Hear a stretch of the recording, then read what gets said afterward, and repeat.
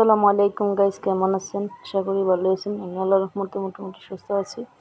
আজকে রান্না করব কচু, ছোট ছোট কচুর ডাঁটা দিয়ে চিংড়ি মাছ।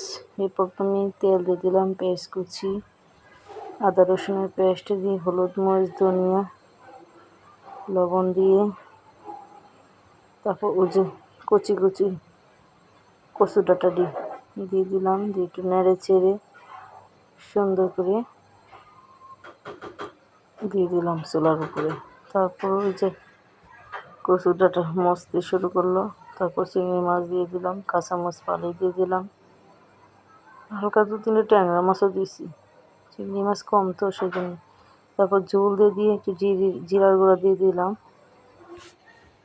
দিয়ে আবার চুলার উপর রেখে দিলাম।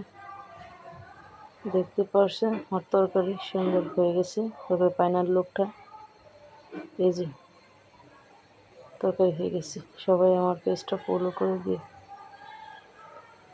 আমার জন্য দোয়া করি। আল্লাহ হাফেজ, দেখা হবে অন্য পরবর্তী ভিডিওতে।